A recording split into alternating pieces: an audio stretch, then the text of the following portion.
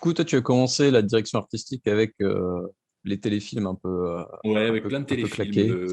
Au départ, c'est parti d'une camarade directrice de plateau qui ne pouvait pas assurer pour un problème personnel, médical, qui ne pouvait pas assurer la direction d'un téléfilm où j'avais, moi, un rôle dessus, pas un rôle énorme.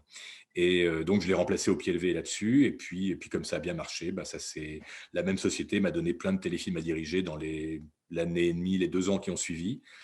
Ça, c'était entre 2007 et 2009. Et puis en 2009, on m'a confié la direction. Une autre société Dubbing Brothers m'a confié la direction de Breaking Bad. Et là, Ouais. quand tu diriges Breaking Bad, ça te sert un petit peu de carte de visite quand même, tu vois. Et donc, tout l'univers Breaking Bad, c'est un peu mon bébé, quoi. Breaking Bad, Hmm. le spin-off Better Call Saul, Ouais. El Camino, le film de Breaking Bad. Voilà, c'est un peu mes bébés, tout ça. C'est un peu voilà. Ça a dû Et te puis faire j'ai fait plaisir. et puis, Dubbing Brothers m'a donné des très belles séries à diriger, comme Bloodline sur Netflix, comme Mister Mercedes d'après Stephen King, Hmm. Agent Carter, une série Disney qui n'a pas eu un grand succès, donc il n'y a eu que 2 courtes saisons, mais série magnifique. J'ai dirigé Grimm, une très chouette série qui partait pas bien, Grimm, une série un peu fantastique. Ça partait pas très bien, Grimm, ça partait un peu mou du genou, les 2 premiers épisodes. Et puis je trouve que ça a acquis une épaisseur et il y a eu toute une espèce de geste de Grimm comme ça, quand on a quitté Grimm après 6 saisons, on a quitté la famille, quoi, tu vois, c'est Hmm. la famille s'est éclatée, quoi, tu vois, c'était très chouette, très très chouette à faire. T'as dû être content de revenir sur Breaking Bad avec El Camino. Ouais, ouais, ouais, ouais. Ah bah, à chaque fois que je retrouve l'univers de ça, j'adore, j'adore. J'ai l'impression que c'est ma Madeleine, quoi. Ouais, ouais. Et là, on aurait dû avoir, parce on a fait la cinquième saison de Better Call Saul, on l'a faite juste avant le premier confinement, donc fin 2019, début 2020.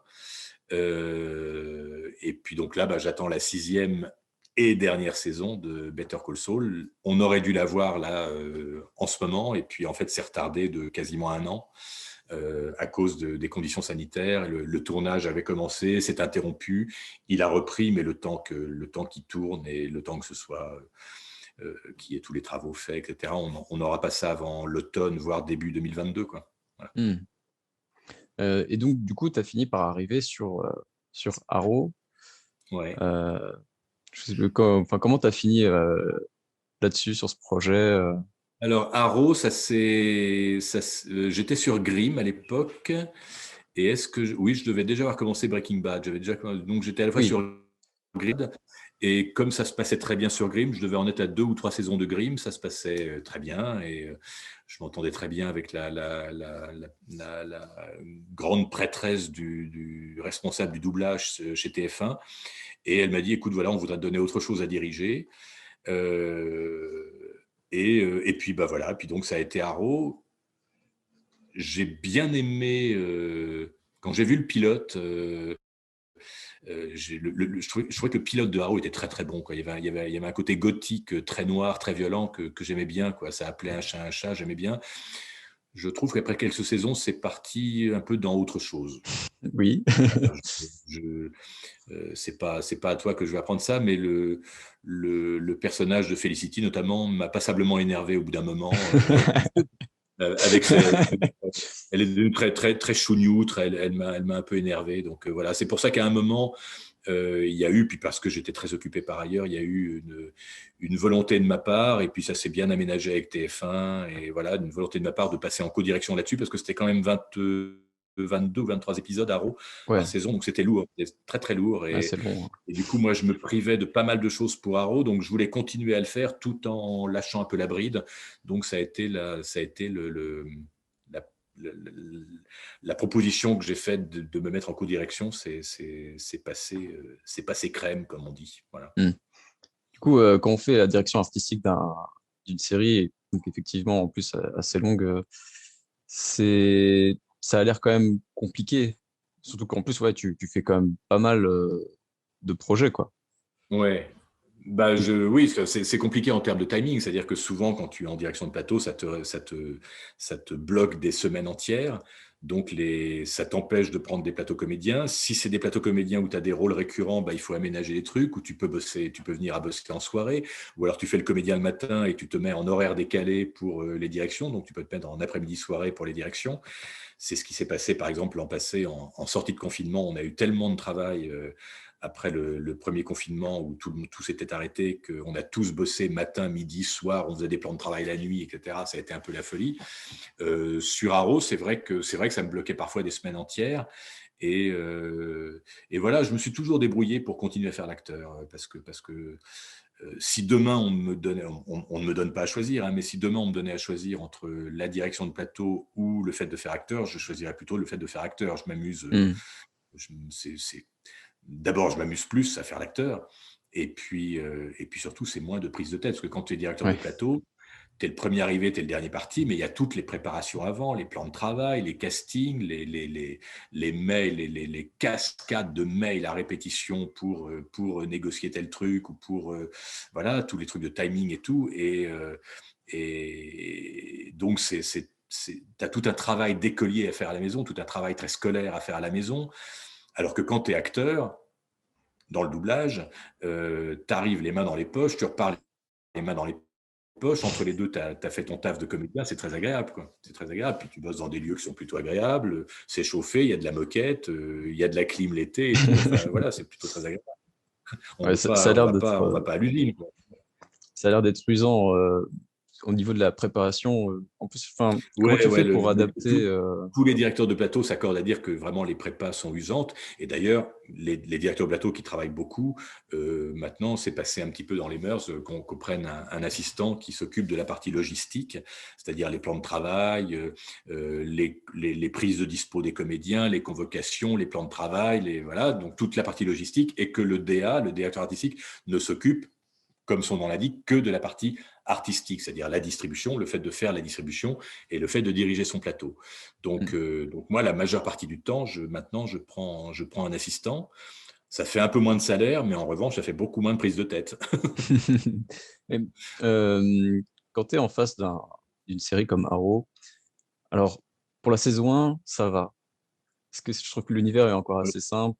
Ouais, C'est un ouais, peu voilà, le justicier, le classique. Mais comme tu l'as dit toi-même, ça déraille assez. Enfin, ça commence à doucement glisser au fur et à mesure. Il commence à y avoir des séries spin-off.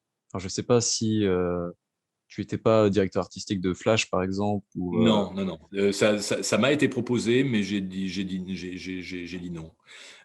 Parce que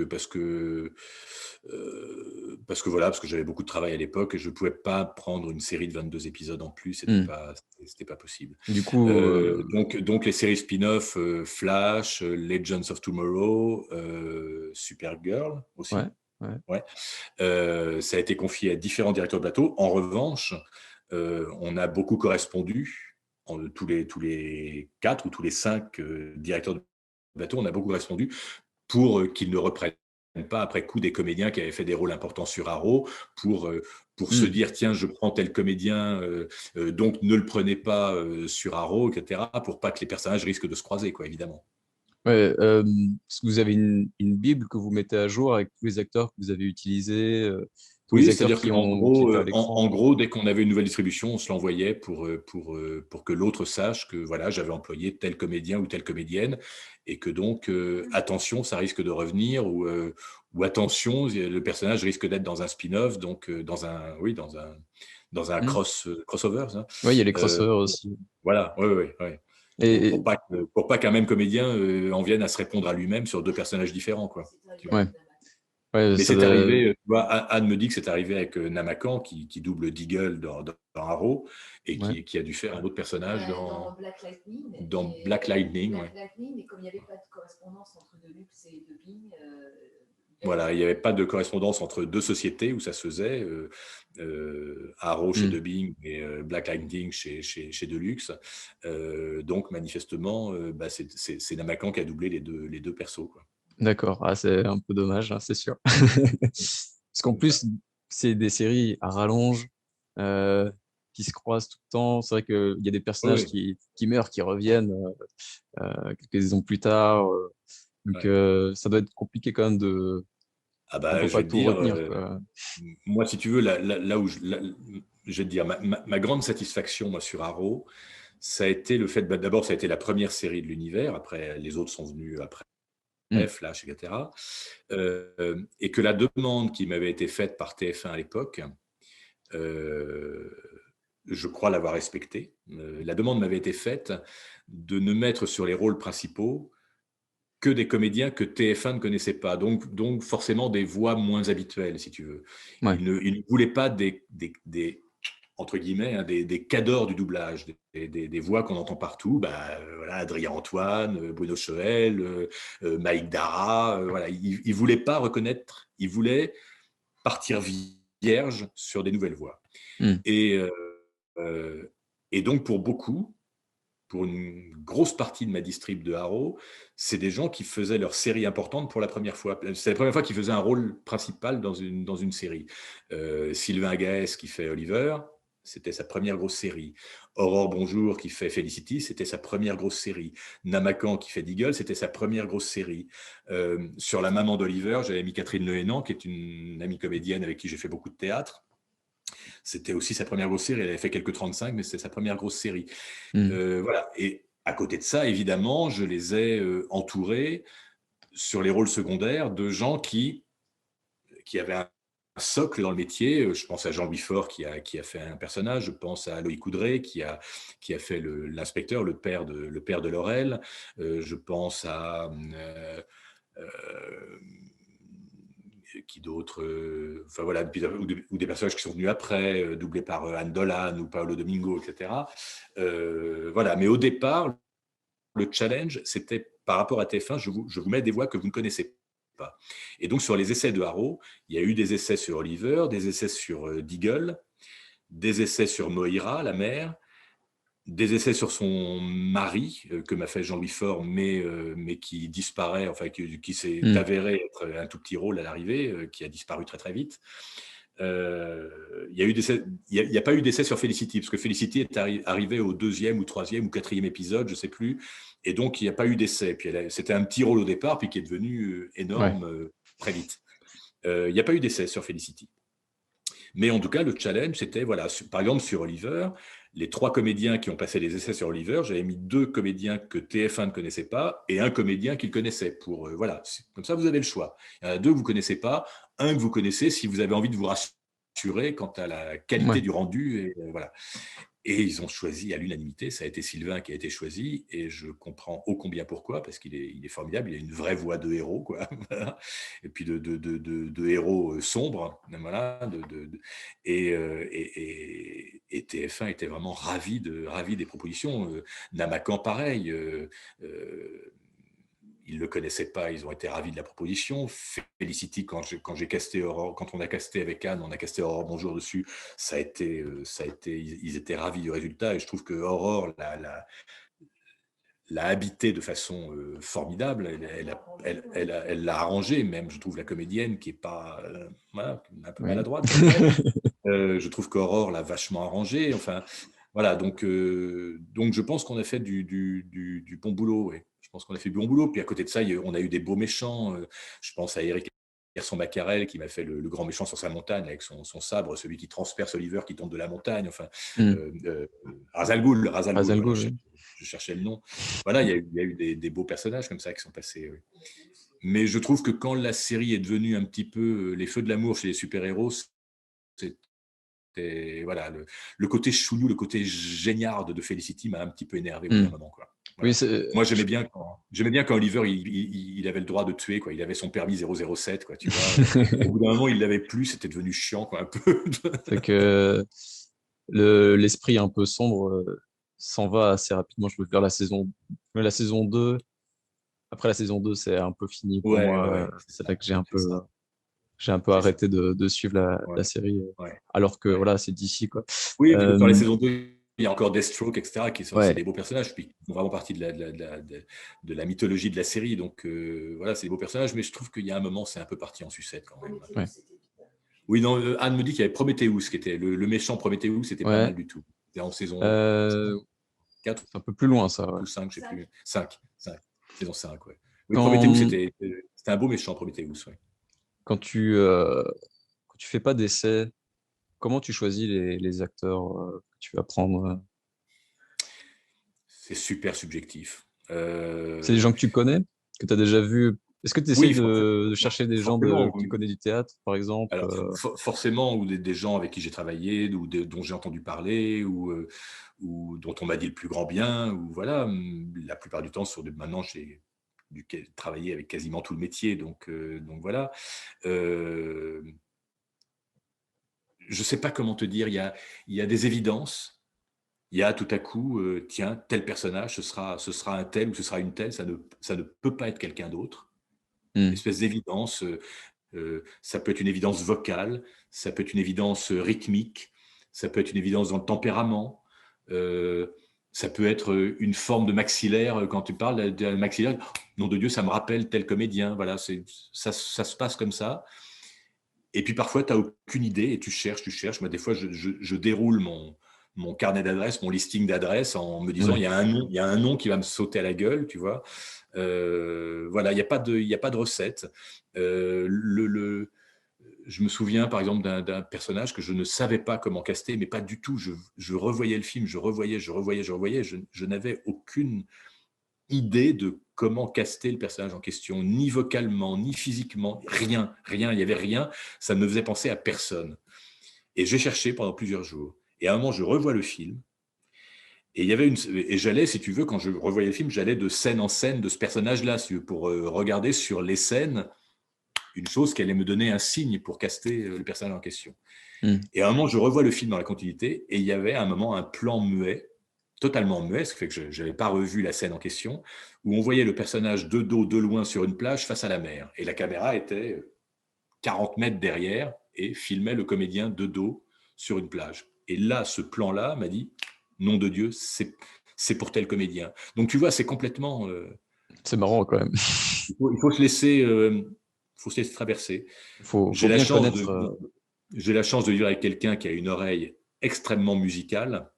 Et quand souvent je sèche sur un comédien, à l'audio, parfois je regarde un truc sur mon ordinateur, il y a le son qui sort par une petite enceinte, et elle me dit, mais attends, à l'oreille, c'est un tel ou c'est une telle, quoi.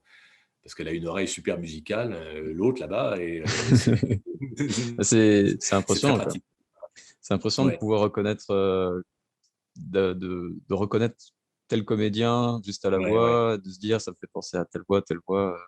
Ouais, ouais. Mais parfois tu castes au raccord voix, tu castes quelqu'un qui va être parfaitement raccord voix. Par exemple, je parle de ma petite série Disney dont je ne dirai pas le titre, mais j'ai un personnage féminin que j'ai dû caster, et Anne m'a dit, mais attends, mais vocalement, c'est telle comédienne, c'est confondant tellement c'est raccord voix, et le fait est, j'ai enregistré les premiers épisodes la semaine dernière, et le fait est, c'est confondant de raccord VO.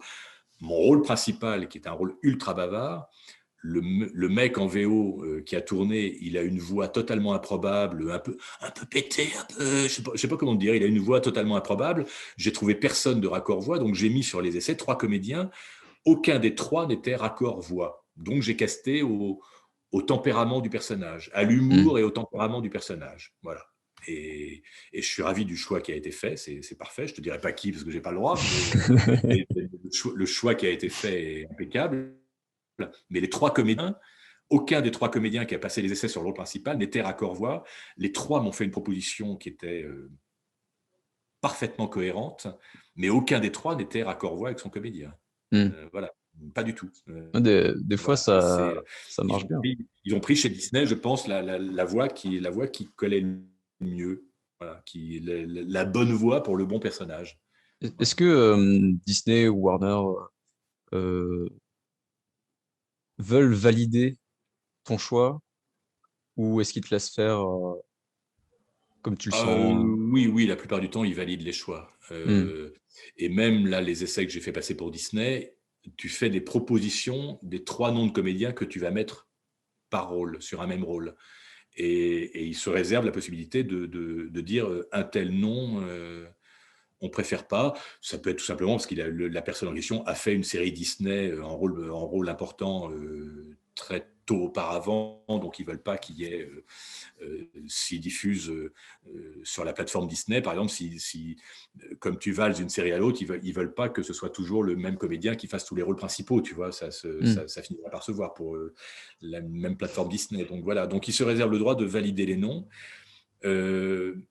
Après, il y a des clients, que ce soit TF1, M6, Warner, Disney, Netflix, Apple, etc., où tu fais passer des essais et tu peux donner, en tant que DA, moi, je peux donner mon avis. On peut me demander mon avis. Donc, je demande, une fois que les essais sont passés, moi, j'envoie un mail à ma chargée de prod en disant, voilà, s'ils veulent avoir mes choix personnels, voilà lesquels ils sont. S'ils veulent en tenir compte, qu'ils en tiennent compte. S'ils ne veulent pas en tenir compte, ils n'en tiennent pas compte. Il n'y a pas de... Voilà. Là, manifestement, sur la série Disney, ils en ont en partie tenu compte, en partie pas.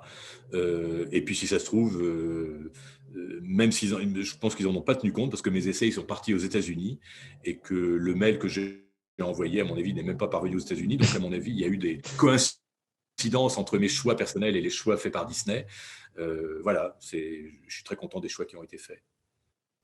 Donc, tu t'es déjà fait refuser. Et pareil sur Arrow, par exemple, si on parlait de Arrow, sur Arrow, je dois t'avouer que pour répondre à l'exigence TF1 d'entendre des comédiens pour la première fois sur des rôles importants, moi j'avais mis en avant Sylvain sur Oliver, Namakan sur Deagle, Catherine Lehénan sur Moira, ou sur Laurel, je ne sais plus.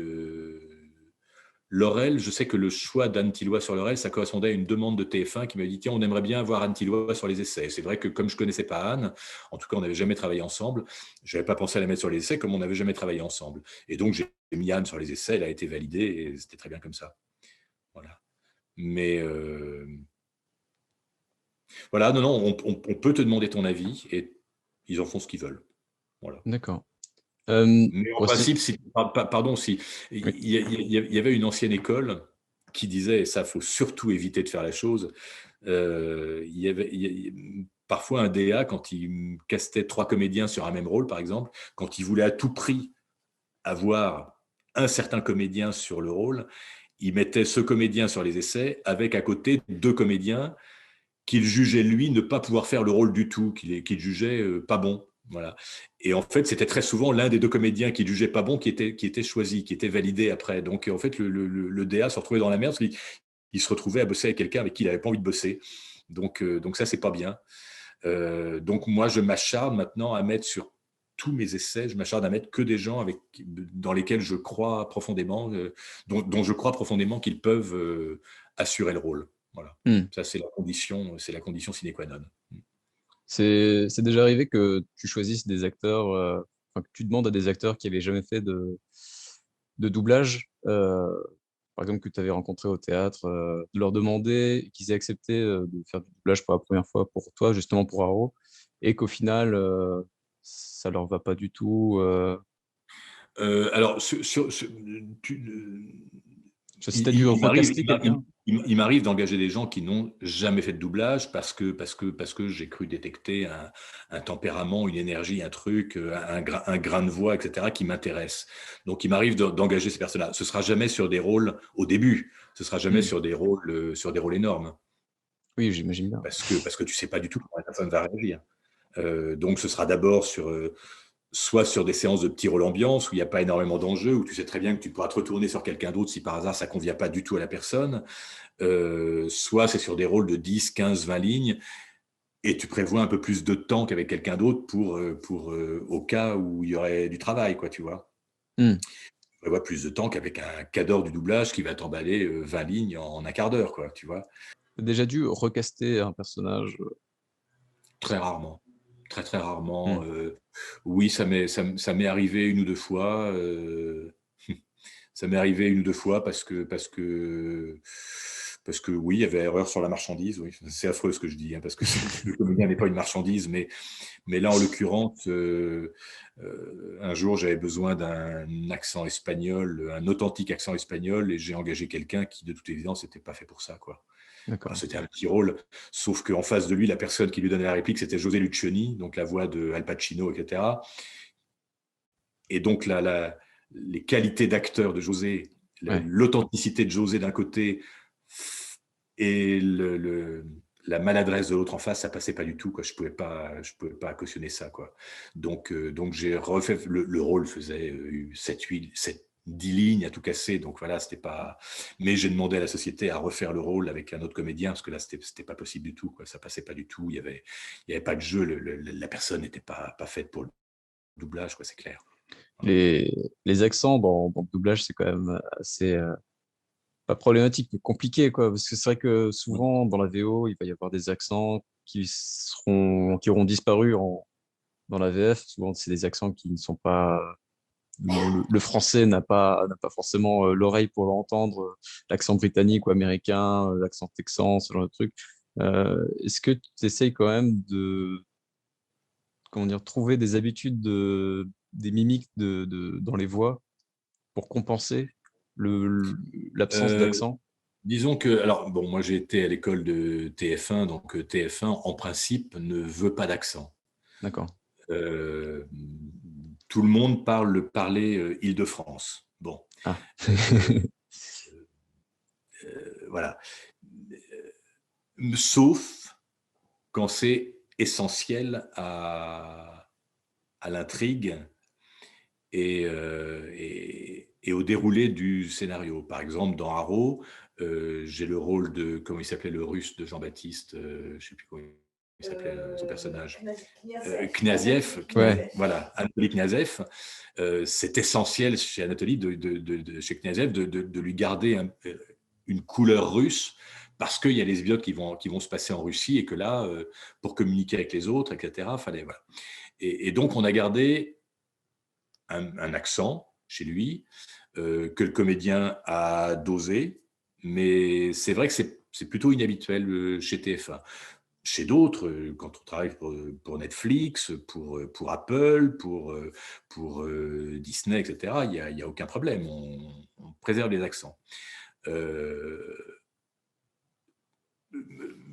Moi, j'essaye, tant que faire se peut, j'essaye de garder une authenticité des accents. En tout cas, j'essaye de prendre des gens français qui ont des origines Hmm. du pays dont ils vont devoir faire l'accent, Qui ont l'accent naturellement. ou qui l'ont naturellement, voilà, pour une plus grande authenticité. Euh, j'ai, j'ai été copieusement servi dans Breaking Bad, notamment, puisque dans Breaking Bad, il y a plein de personnages qui ont l'accent mexicain. Hmm. Et l'accent mexicain, à l'époque, quand mes filles étaient petites, elles avaient une nounou qui était mexicaine et elle me disait qu'il y avait certains mots employés, etc., qui n'étaient pas les bons parce que l'espagnol mexicain n'est pas l'espagnol chilien, qui n'est pas l'espagnol d'Espagne, qui n'est pas l'espagnol d'Argentine, qui n'est pas l'espagnol du Guatemala. Bon, donc voilà, bon, ça, ce genre de subtilité, c'est compliqué. Mais par exemple, dans Breaking Bad, il y a le personnage de Gus Fring qui est chilien, qui est d'origine chilienne. Hmm. Quand il parle en espagnol, c'est Thierry Desroses qui m'a fait le rôle en français sans accent parce que le mec n'a aucun accent en anglais. Il a appris un anglais parfait, sauf qu'il y a toutes les scènes flashback où il parle en espagnol au moment de la mort de son frère, etc. C'est pas Thierry Desroses qui me le fait puisque Thierry n'est pas du tout porté sur les langues hispaniques, il parle couramment l'allemand mais pas l'espagnol. Donc ça, on a fait du repiquage VO. Heureusement, il n'avait que des scènes intégrales en espagnol, donc on a pu repiquer des scènes intégrales sans se préoccuper. Ah tiens, merde, il y a un mot en français là à insérer entre deux phrases en espagnol, ça va être compliqué. Euh, voilà. Donc, c'est à doser. Et moi, j'essaye de prendre, par exemple, mes Espagnols dans Breaking Bad. Ils s'appelaient Enrique Fiestas, Emiliano Suarez, Diego Asensio, et j'en oublie, pardon. Mais voilà, c'était que des noms de gens du cru. Voilà. Hmm. Et je me fais fort d'avoir vraiment une authenticité d'accent dans Breaking Bad, notamment Emiliano Suarez, qui a fait un rôle assez important, le médecin attitré de Gus Fring. Il m'a fait un boulot formidable. Pas un gros rôle, hein, mais un joli rôle quand même. Là, j'ai eu récemment un accent russe. J'ai eu toute une bande de Russes là récemment dans une chose que je dirige. le chef des terroristes russes, j'ai mis Féodor Atkin, parce que je sais que Féodor, il va me faire un accent russe parfait. Il est d'origine russe, il me fait un accent russe parfait. J'ai pris autour que des gens dont sur le CV, il y a marqué qu'ils faisaient les accents russes. C'était pas toujours un accent russe. Ah, ça se met sur le CV, les Oui, ça peut. accents. Oui, oui, oui. Bah, il y a un site notamment RS Doublage où tu peux rentrer en filtre de recherche si tu fais des accents, si tu parles couramment une langue, si, etc. Ouais. D'accord. Ouais. Mais donc, si tu veux, quand l'accent russe de tel mec qui est venu après n'était pas pile poil, je donnais à écouter 2-3 phrases de Féodor et Hmm. ça remettait dans le droit chemin, si tu veux, tu vois. Ou par exemple, sur Breaking Bad et dans Better Call Saul, j'ai de l'allemand aussi, j'ai pas mal d'allemand. J'ai pris un ou deux comédiens allemands. J'ai pris Raphaël Moutier, qui est une merveilleuse comédienne qui parle le français comme toi et moi, mais qui est d'origine suisse-allemande, et donc qui m'a fait un rôle bilingue français-allemand de manière absolument magnifique. Dans Grimm, j'ai eu ça aussi, beaucoup d'Allemands. Voilà. Donc j'essaye de... Il y a un comédien allemand qui parle le français comme toi et moi, mais qui peut doser son accent. Il peut à la fois faire un accent allemand style Papa Schulz, complètement outrancier, et en même temps te faire un accent allemand super léger et tout. Il est formidable. Jochen Hegele, qui est un comédien avec lequel j'aime beaucoup travailler. Voilà, j'essaie de trouver une authenticité des accents. Mais c'est vrai que très souvent, comme on pense vite et que les gens disent qu'ils font des accents, mais en fait, ils ne savent pas vraiment les faire, tu te retrouves souvent, pour faire un accent russe, tu te retrouves souvent avec un accent qui est gréco-hispano-russo-bretton, tu vois, voilà, une espèce de truc où on croit qu'en roulant les R, et en prononçant les U en OU, on va tout faire passer. Ben non, c'est plus compliqué que ça, quoi. Et je trouve ça hyper bien, surtout quand c'est voilà des hispaniques ou des trucs voilà qui aujourd'hui, vu on a besoin de visibilité pour certaines ethnies qui sont pas forcément très représentées dans Mm. n'importe quel domaine d'ailleurs. Je trouve ça vachement bien du coup que tu fasses ça, que tu donnes du taf aux bonnes personnes, j'ai envie de dire, faire bosser des hispanophones pour des Mexicains. Je trouve que Ouais. ça me semble basique, mais finalement, c'est Oui, pas tout le monde oui. qui le fait, Ouais. quoi. Ouais. Mais alors après, t'as des comédiens qui ont des noms dont on n'imagine pas qu'ils peuvent prendre des accents espagnols absolument fantastiques. Mais parce qu'ils ont des origines espagnoles. Par exemple, Julien Kramer, qui est aussi directeur de plateau. Kramer, son vrai nom, c'est pas Kramer, c'est Correa, je crois. Hmm. Non, c'est Correa, je crois que c'est le nom de sa femme. Mais en tout cas, je crois que Julien, il est d'origine hispanique. Donc hein. Oui, c'est son nom, d'accord. Anne me dit que c'est son nom. Euh, euh, et voilà, il peut parler espagnol, il passe du français à l'espagnol. Ben, dans Better Call Saul, il me fait un rôle bilingue. C'est confondant. Boris Rélinger, par exemple, on ne croirait pas vu son nom, mais il prend un accent espagnol absolument parfait. Et après, Ouais. il y a le frère et la sœur Benjamin Pascal et Caroline Pascal qui sont bilingues espagnols aussi. Benjamin Penamaria, bon là son nom qu'autre chose, mais voilà, bon, il y en a qui font ça très très très très bien, hein, il y a pas de problème, et j'en oublie plein, hein. Voilà, mais il faut connaître, faut parler autour de soi parce que des fois tu ne t'en doutes pas, quoi. Hmm. Tu vois. Pour, euh, pour revenir sur Haro une dernière fois, et que Pierre Arson, lui, je sais comment il fait parce que bah, il me demande à moi. Mais pour Haro, quand il y a un univers qui existe en comics, un univers en plus qui est plutôt vaste, euh, comment vous faites, parce que du coup, toi et Anne, pour l'adapter, est-ce que vous lisez les comics, vous regardez, vous renseignez un petit peu Non, enfin, on avait tendance, oui, là c'est terminé maintenant, on avait tendance à faire confiance aux auteurs, aux adaptateurs. Euh, J'avais sur Arrow notamment un adaptateur qui a dû faire toutes les saisons et autour ça a pas mal bougé parce qu'il y a des gens qui n'étaient pas plus forcément disponibles ou des gens qui se sont lassés. Ou voilà. Donc j'ai eu un adaptateur sur Arrow qui a fait, je crois, les 8 saisons en adaptateur principal avec un ou deux autres adaptateurs sur chaque saison. Ils se hmm, partageaient les épisodes. Et donc cet adaptateur-là était un peu la Bible de Arrow. d'accord. Et lui, je sais qu'il était très, très, très, très client de cet univers-là. Donc, Donc, je fais confiance, par exemple, quand moi j'avais des doutes sur les prononciations de certains noms ou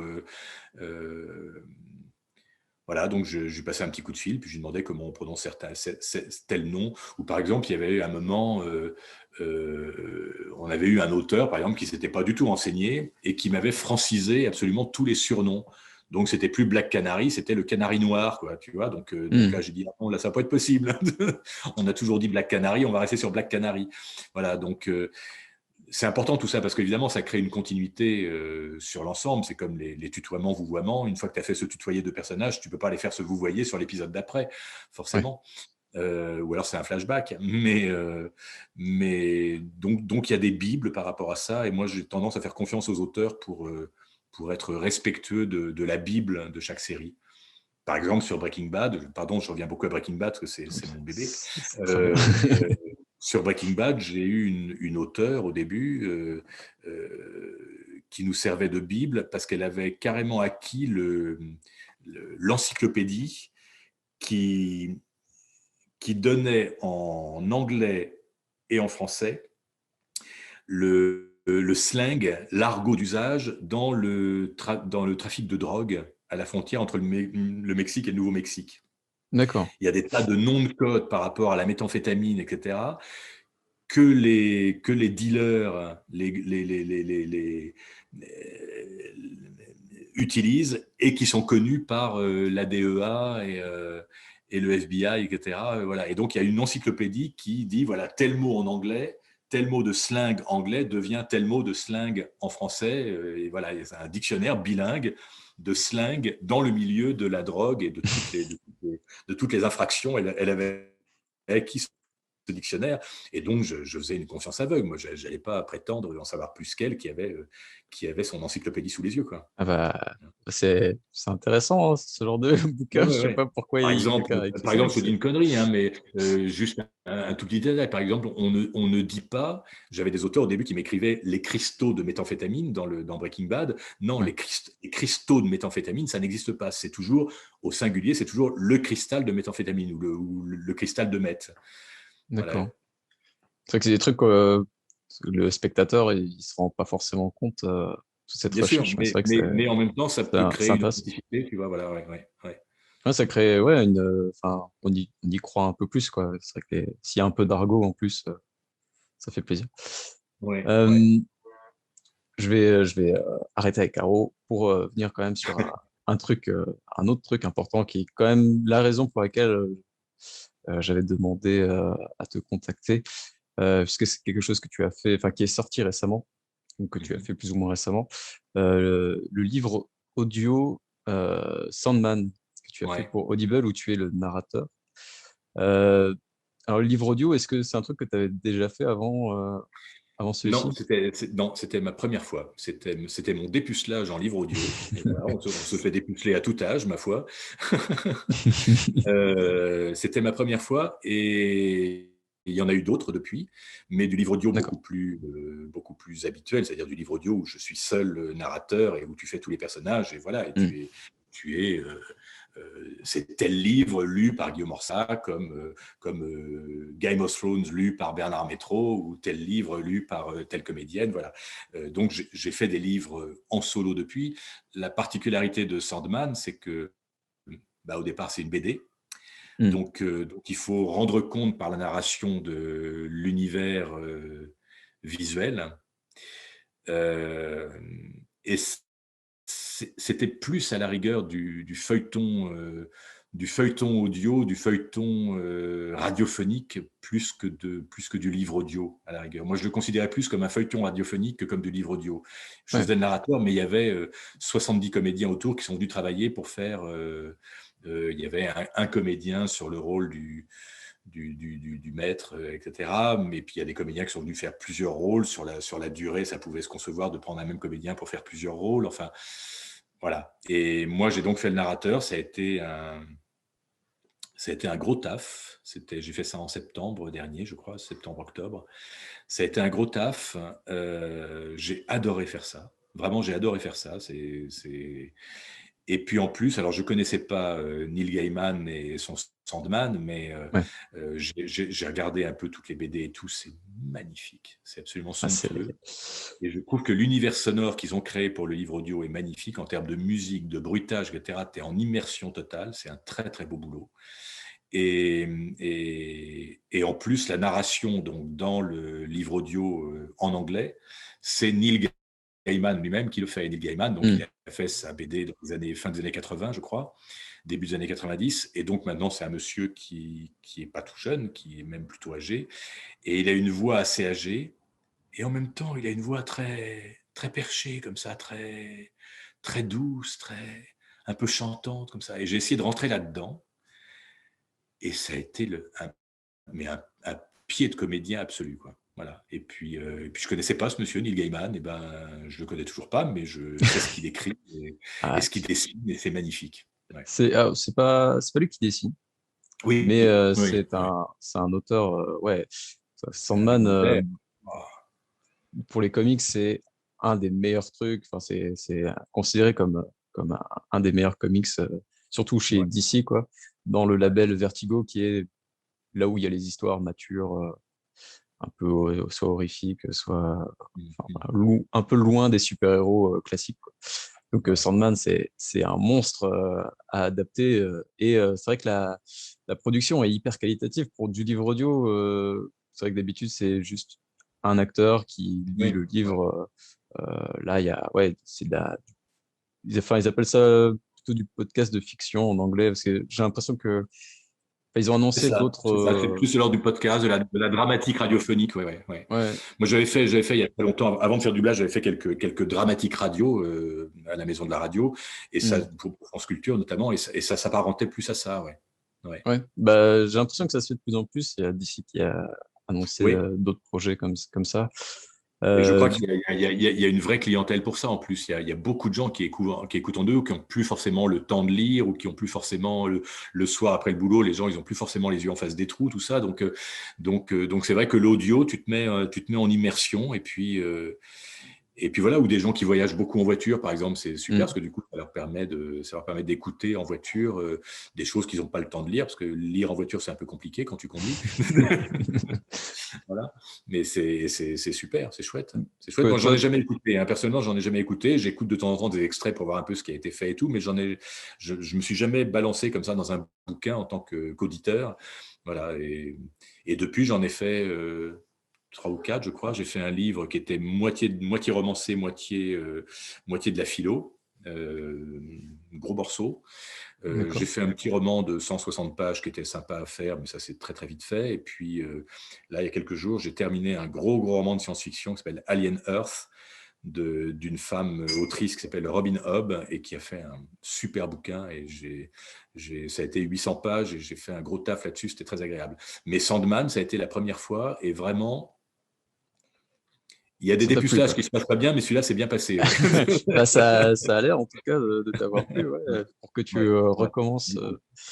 Donc, tu penses que ça se fera de plus en plus et que toi, tu veux en faire plus? Ah, écoute, oui, oui, moi, enfin, je travaille pour 2 boîtes, donc Novelcast où j'ai fait Sandman et le petit livre de 170 pages là, dont je parlais à l'instant, Titan Prod où j'ai fait le bouquin de philo et le Alien Earth là récemment. Ces 2 boîtes, je leur ai manifesté le désir de recommencer parce que vraiment, ouais, ouais, je trouve ça très très plaisant. Alors, tu as plein de comédiens de doublage qui disent: oh oui, mais c'est beaucoup moins bien payé que le doublage. On gagne plus en faisant du doublage. Oui, c'est sûr qu'en termes de nombre de lignes, on enquille un nombre de lignes en livre audio qu'on serait payé au tarif doublage, on serait millionnaire. Mais en même temps, le plaisir d'acteur est tel que moi, j'ai toujours eu tendance à privilégier mon plaisir d'acteur Hmm. euh, à la bonne santé du porte-monnaie. Euh, D'ailleurs, tu parles de Robin Hobb, mais si toi ou ta femme aimait bien Game of Thrones, Robin Hobb, tout ce qu'elle a fait sur la saga de l'assassin, c'est très très Ouais, bien, quoi. ouais, Bon, ouais, voilà, ouais. c'est Je c'est me, je me aparté. suis un peu renseigné quand on m'a donné Alien Earth à lire.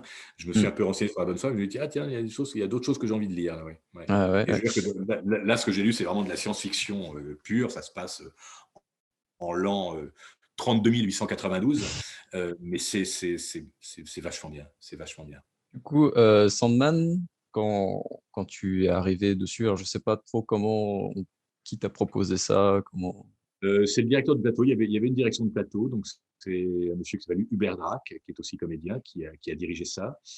Et c'est Hubert qui m'a dit, écoute, je vais te proposer pour les essais de ça, est-ce que tu passerais m'enregistrer quelques phrases pour donner à entendre à notre cliente de chez Audible. Je suis allé enregistrer quelques phrases. Je sais plus c'était des essais, est-ce qu'on était plusieurs sur les essais ou est-ce que c'était juste, tu sais, tu as parfois des essais sans concurrence pour le directeur de plateau est sûr de son coup et donc donne 2-3 phrases à enregistrer un comédien comme ça pour garantir le chose auprès de son client, tu vois. Je sais plus si c'était des essais avec concurrence ou sans concurrence, je sais plus du tout, mais en tout cas, quelques jours plus tard, il m'a dit, bah écoute, on va le faire. Ça, c'était au mois de mai ou juin l'an passé, et on l'a fait donc en septembre-octobre. Ça a pris combien de temps? Parce que ça dure quand même plus de 10 heures, le livre audio. Ouais. Enfin, en tout cas, celui Ça qui a est sorti. été, alors on travaille par demi-journée sur du livre audio, parce que des journées entières, c'est compliqué. C'est en termes de concentration, d'énergie. Tu es seul sur le grill, donc c'est pas du tout comme du doublage où en temps normal, tu te réponds à 2 ou 3, donc ça dispatche le travail. Et Hmm. puis, et puis là, tu es vraiment derrière une tablette, donc au bout de 4 heures, si tu veux, tu as les yeux qui vrillent, quoi. Voilà, une fois, j'ai fait une journée entière, parce qu'on ne pouvait pas faire autrement par rapport au planning. Et vraiment, à 4 heures de l'après-midi, j'en pouvais plus. Tous les mots se télescopaient. Enfin, voilà, j'en mettais plus une dedans. Ça, c'était pas sur Sandman, c'était sur autre chose. J'ai Euh, bossé une journée entière et je recommencerai pas. Peut-être sur des choses plus légères, style roman de gare, des choses un peu sentimentales, tu peux faire des journées entières parce qu'il n'y a pas, voilà, il n'y a pas de difficulté majeure. Mais sur des romans ardus comme Alien Earth ou le bouquin de philo et Sandman, on faisait que par demi-journée. Donc c'était soit le hmm. matin, soit l'après-midi, des services de 4 heures. Et j'ai dû faire, je sais plus, 9, 10 ou 11 séances de 4 heures, je crois. Ouais, quand même, hein. Ouais. Là, alors ça dépendait de la durée des chapitres, parce que tu as des chapitres de durée variable, ou en tout cas, tu as des chapitres où le narrateur est extrêmement présent, comme par exemple le premier chapitre, il n'y a quasiment que lui qui cause, quoi. Donc le Hmm. premier chapitre a pris une séance entière. Euh, et puis parfois, il nous est arrivé d'enquiller 2, 3, 4 chapitres, parce que tout à coup, c'est plus les autres personnages qui parlent et que le narrateur est moins présent, tu vois. Donc ça dépendait de son degré de présence au sein de chaque chapitre, quoi, en gros. En tout cas, Oui, ça enfin, a dû être, faudrait que je regarde, mais ça a dû être ouais, entre 8 et 12 séances, je sais plus, 8 ou 9 séances peut-être bien. tu étais tout seul, du coup, Ouais, pour ouais. enregistrer. Ah Les oui, autres étaient ensemble au moins ou. non, non, enregistré à part. Enfin, chacun enregistré individuellement, oui. D'accord. Ah oui. C'est un Non, peu là, comme. depuis la reprise du 11 mai, l'an passé, du 11 mai 2020, on est seul au micro quasiment. Oui. Il y a eu une période cet été quand l'épidémie s'était ralentie. On pouvait se retrouver à 2 au micro, mais dans une configuration de micro particulière. C'est-à-dire qu'il fallait soit on pouvait être dans le même studio, si tu veux, avec l'autre comédien, mais sur 2 micros séparés à au moins 2-3 mètres de distance. Hmm. Ce qui est une prise de tête pour l'ingé son, parce que du coup, les micros bavent l'un sur l'autre, etc. Je te passe les détails, mais les ingé sons, ils détestaient ça. Ou alors sur un même micro, mais avec une paroi plexiglas entre nous, ou un panneau entre nous, et parler tous, pardon, je fais le geste à l'image, voilà, parler tous vers le micro, mais avec une paroi entre nous, quoi. Voilà. Ouais, je vois un Ça, peu. c'était en juillet, août, septembre et octobre. Bah, ça s'était à nouveau arrêté parce qu'on a été reconfiné fin octobre. Et là, quand on a vu que ça remontait, bah, on est revenu à un comédien par un comédien au micro. Et donc, le livre audio en question, déjà, le livre audio, tout ce qui est speak, tout ce qui est narration, voice-over, livre audio, etc., tu es tout le temps tout seul, de toute façon. Donc, tous les personnages Ouais. se sont enregistrés séparément, un par un, et a fortiori le narrateur. Oui.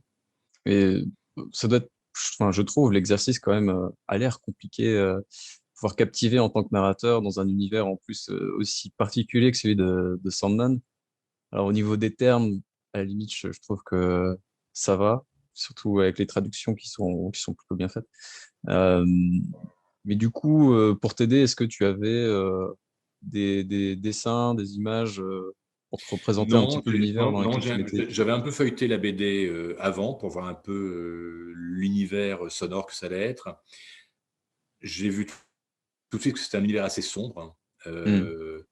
Je connaissais pas, hein, je connaissais pas du tout. Donc j'ai vu le côté, ouais, et puis brassant plein de mythologie. Ça commence au 19e siècle. On voyage à travers le temps, à travers l'espace. Enfin voilà. En gros, quand je fais du jeu vidéo, je suis assez abonné dès que je fais un rôle un peu important dans un jeu vidéo. Je suis assez abonné à ce genre de choses. Quand j'ai fait BioShock Infinite ou Infamous, etc.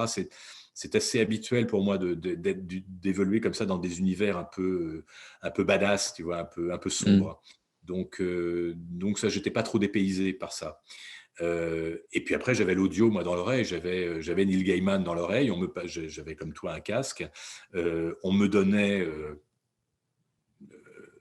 1 minute, 2 minutes de texte à enregistrer.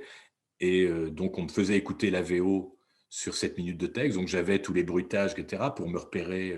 Et puis, une bande rythmo. Et puis, je déroulais sur la bande rythmo. Il n'y avait pas de lip sync comme en doublage. Ouais. Là, j'étais pas dans ce côté-là. Mais par contre, une telle présence de la bande son, de la musique, des bruitages, etc., qu'il fallait que je me cale surtout par rapport à ça, quoi. Hmm. Voilà. En effet, quand tu as une porte qui claque et qui se claque, il ne fallait pas que je parle par-dessus, tu vois, que je m'arrête juste avant, que je reprenne juste après, enfin, voilà, ce genre de choses, tu vois. Ou quand il y avait d'autres intervenants qui avaient du dialogue, et évidemment, je venais m'intercaler entre chaque, voilà. Donc, je respectais au maximum la bande rythmo. De toute façon, respecter la bande rythmo, c'est devenu un petit peu une seconde peau, si tu veux. C'est un peu comme quand tu passes ton permis de conduire. Au début, quand tu changes les vitesses, tu regardes le levier de vitesse. Au bout d'un moment, tu regardes plus le levier de vitesse. Bon, ben moi, la bande rythmo, c'est devenu un peu c'est un peu comme l'eau chez les poissons, quoi. Tu vois, je navigue dedans, quoi. Ce qui est difficile pour moi, c'est de ne pas lire en place maintenant. C'est vrai qu'on n'a pas parlé du jeu vidéo. C'est Ouais. aussi un exercice que tu aimes bien, le jeu vidéo en général, parce que je pense que ça ressemble un Euh, petit peu du coup. Ça dépend quoi. Ça dépend. Je t'avouerai que ça dépend quoi. En jeu vidéo, tu ne défends pas toujours des choses que tu apprécies de défendre. C'est pour ça qu'à un moment, moi, j'ai un peu mis le holà quand j'ai fait plein de jeux de guerre ultra violents où c'est dézinguer les, tuer les tous, etc. Ça m'a un peu cassé les bonbons, si tu veux. Donc là, je dis me casser la voix sur ce genre de truc qui incite des mecs à tuer, ouais, ça me casse les burnes, quoi. J'ai pas envie de cautionner ça. Donc j'ai levé le pied, j'en ai parlé sur les plateaux. Il y a très très peu de boîtes qui font du jeu vidéo, donc j'en ai parlé. Hmm. Et depuis, on me fout plutôt la paix par rapport à ça. Donc c'est comme ça que je fais des plus belles choses que des jeux de guerre ras du front. Donc c'est comme ça que je me suis retrouvé sur des Infamous, BioShock. Le seul truc ultra violent interdit aux moins de 18 ans que j'ai accepté de faire, c'était sur Far Cry 4, Ouais. parce que le méchant que j'ai fait c'était un beau méchant, quoi. C'était un méchant haut Ah, il en y a des méchants couleur, stylés. Ouais. totalement baroque et dézingué. Donc ça m'a fait plaisir. Voilà, je l'ai fait pour ça. Mais sinon, le jeu vidéo interdit aux moins de 18 ans et qui incite à prendre les armes pour aller tuer son prochain, c'est pas trop ma tasse de thé, ouais. D'accord. Ouais.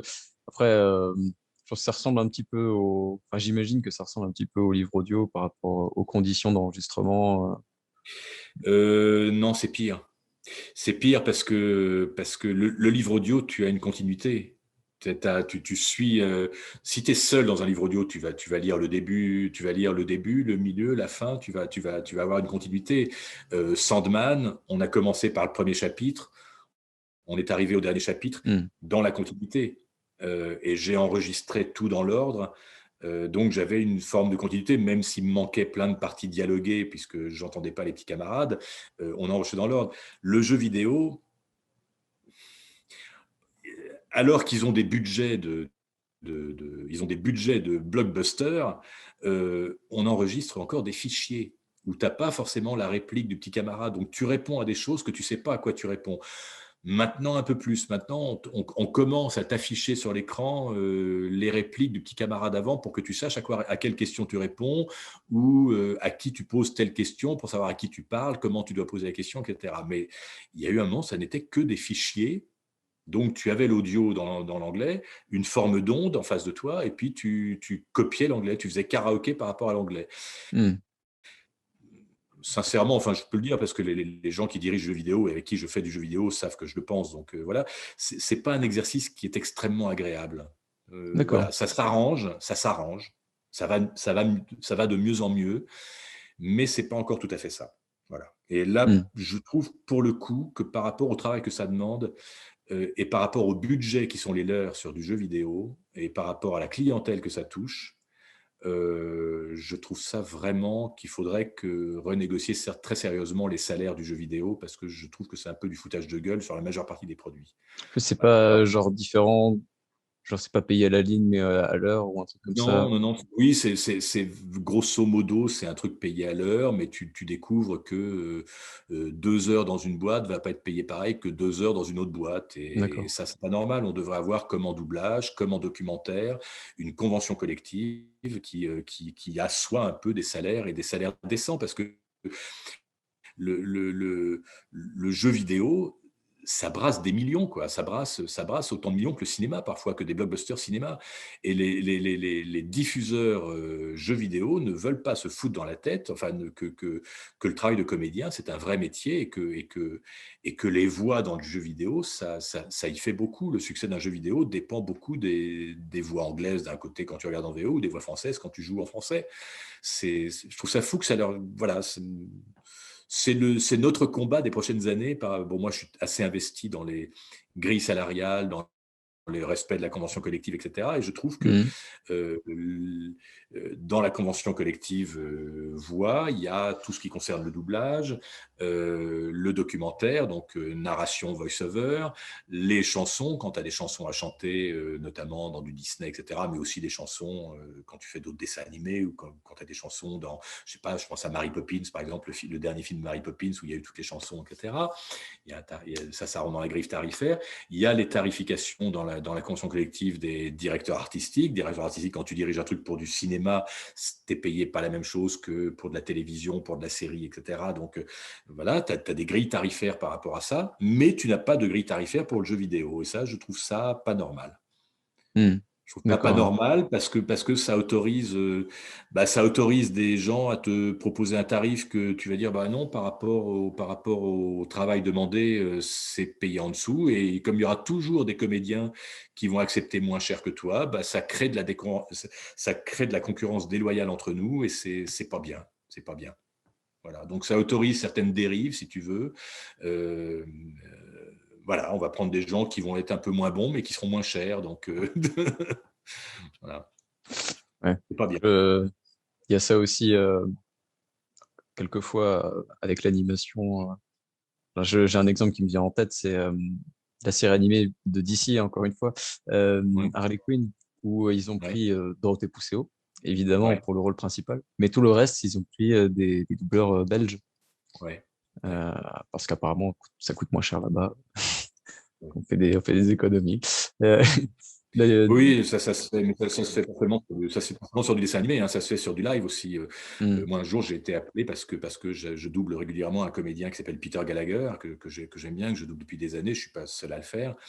Et Peter Gallagher avait tourné un téléfilm, et le téléfilm en question avait été envoyé en Belgique.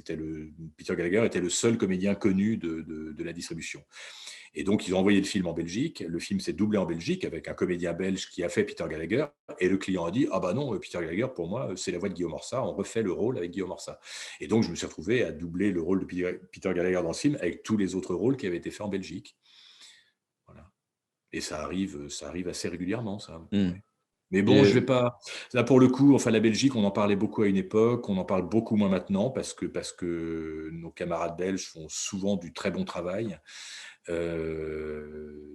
C'était un peu très tendance à une époque de dire que les Belges faisaient que de la merde, mais c'est pas le cas du tout. Les Belges font des très bonnes choses. Ils ont souvent des très bons castings et l'accent belge, tu ne le remarques pas. Ou alors vraiment, faut vraiment guetter le R qui va un peu rouler, un peu, voilà. Mais il faut vraiment avoir l'oreille. Donc non, non, les Belges, les Québécois et tout, ils font du très bon doublage. Ils font du très bon doublage. Donc il n'y a pas à acheter la pierre. Il y a du travail pour tout le monde. Mais voilà. Ce qui est chiant, c'est quand ce sont des raisons économiques. Là, c'est voilà. Mais le fait est que les Belges ont une convention collective qui fait qu'ils sont beaucoup moins chers que nous. Oui. Ouais. Et, l'animation, c'est quelque chose que tu aimes bien faire. J'ai pas l'impression que tu en fais énormément. Ben, c'est peut-être juste une impression Non, que j'ai. j'en ai fait plus à une certaine époque. Ça fait longtemps que j'en ai pas fait. Je crois que le dernier truc que j'ai fait en animation, c'était Vin Diesel dans une adaptation dessin animé pour Netflix de Fast and Furious. Ah oui. Ouais. Alors Alors que j'ai que perdu Vin Diesel dans Fast and Furious à partir du quatrième opus. Moi, j'ai fait les 3 premiers, puis après, c'est plus moi. Pour des raisons que je te passe. La brouille dont je parlais tout à l'heure par rapport à Dwayne Johnson, c'est lié à ça aussi. d'accord. Et donc, j'ai récupéré Vin Diesel sur Triple X, le film, et sur ce dessin animé Fast and Furious. Ce qui Voilà. est assez amusant quand même. Mais c'est vrai que j'en faisais beaucoup plus à une époque. Il y a une époque, je faisais pas mal de dessins animés. Alors d'abord parce que j'avais une grande copine qui était directrice artistique et qui dirigeait essentiellement du dessin animé, Hmm. Françoise Blanchard, qui est morte qui est morte il y a quelques années. Et Françoise, donc j'ai fait beaucoup de dessins animés avec elle, avec Christophe Lemoine, avec Adrien Antoine. On était toute une équipe à bosser avec elle et on s'est bien éclaté. On a fait pas mal de trucs ensemble. Euh, et puis j'ai fait quelques dessins animés. J'ai dû faire un Pixar, Bees, B2E, les abeilles, Bees, Hmm. pas bisous, Bees, les abeilles. Quoi, Alice? Le B-movie, voilà, ma fille me dit c'est le B-movie. Oui. Voilà, donc, B-movie. Et voilà, donc j'en ai fait quelques-uns. J'ai fait Cars, par exemple, j'avais fait un personnage qui revenait dans Cars, Mac, le gros camion. Et puis en effet, oui, non, mais j'en ai fait moins que des petits camarades, ouais, c'est clair. Hmm. Et Mais il y j'adore a, faire ça. Par contre, tu me demandais si j'aimais faire ça. Oui, j'aime faire ça. Ouais. bah écoute, moi je trouve que c'est, enfin, c'est un exercice que, bon, je suis pas comédien quoi, mais j'ai l'impression que c'est là où il y a le plus d'opportunités Ah, pour s'éclater un petit peu ouais, quoi. ouais, ouais, ouais, ouais, Moi ouais. j'aime Non, beaucoup l'animation, c'est bien l'éclate, oui. Le dessin animé, c'est bien l'éclate, ouais. Ouais. même si ça doit beaucoup crier par contre. Ça dépend, oui. Ouais. Ouais. Il y a un truc pourtant assez gros dans ta carrière, dont j'ai même pas parlé parce que, enfin, moi, personnellement, c'est pas un truc qui m'évoque beaucoup de choses quand je pense à toi. Tu es quand même la voix de Gordon Ramsay en français. Ouais, C'est que, bon, moi, je regarde pas trop la télévision en général, enfin, pas les ouais. émissions comme Écoute, ça. depuis le temps que ça dure, c'est qu'il y a un public pour ça, heureusement. Ça fait combien de temps que tu fais Gordon Ramsay? Ça va faire près de 20 ans. Ça doit Ah ouais. faire. Je crois que la première fois, ça doit être en 2004, je crois. 2003-2004. Donc, ça fera 20 ans dans 3 ans, quoi. Ça doit faire 17 ans. Ça fait 16, 17 ans, 18 ans que je le fais à peu près, ouais. Ah, c'est pas mal quand Ça a même. commencé pas avec les cauchemars en cuisine, ça a commencé avec d'autres séries. Je ne sais plus quelle était la première série dans laquelle je l'ai faite, mais il y avait une série qui s'appelait The F Word, parce qu'à l'époque, il y avait une série qui se passait dans le monde de l'homosexualité féminine qui s'appelait The L Word, Ouais. The Lesbian World. Et donc, il avait fait une série d'émissions qui s'appelait The F Word, donc the Fucking Word, puisqu'à l'époque, il mettait des fucking dans toutes les phrases. Donc, The F Word, c'est the Fucking Word. Voilà. Euh, voilà, mais il y a eu plein d'émissions. Après, il y a eu Les Cauchemars en cuisine, bien sûr, qui a duré pendant des années. Ouais. Transformé aujourd'hui, là, il a arrêté Les Cauchemars en cuisine. Il fait maintenant une émission, c'est exactement la même chose avec un autre titre. Ça s'appelle 24 heures en enfer.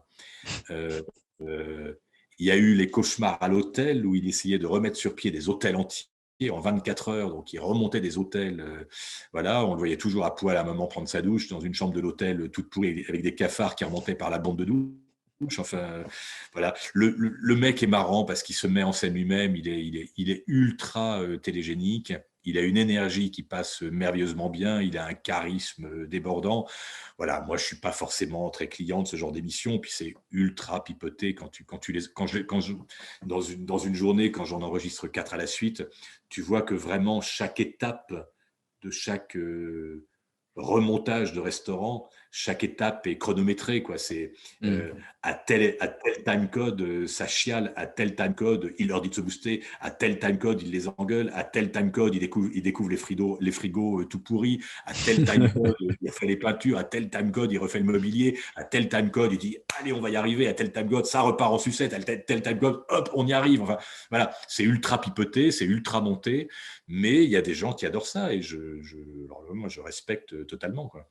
Ah, ça doit être un peu marrant quand même parce que tu dois avoir de bonnes punchlines à, à sortir avec lui. Ça a changé parce qu'au début, on avait le droit de dire absolument tous les mots. Donc, Ouais. j'avais des bordels, des putains de merde, des fuck you en français, etc.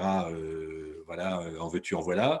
Quand il engueulait vraiment, et avec les mots employés en anglais où il y avait des fuck à toutes les phrases.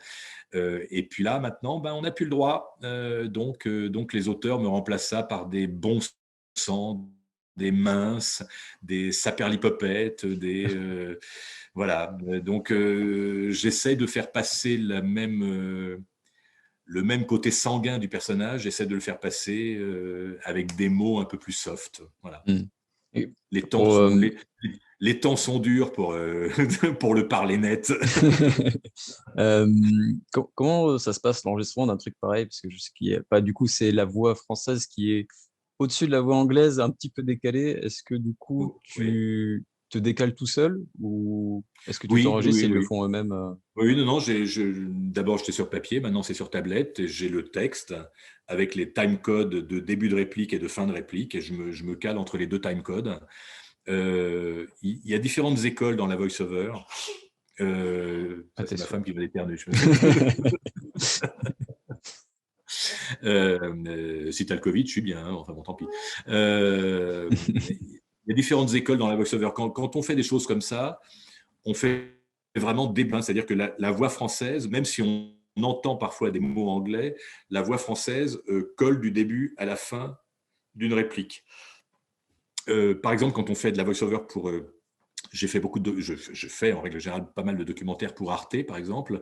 Sur Arte, non, on aime bien entendre un peu de la voix originale pendant 1 seconde, 2 secondes, 3 secondes, et la voix française démarre et se termine avant la fin de la voix originale. Donc, on entend après 1 seconde, 2 secondes, 3 secondes de voix originale derrière.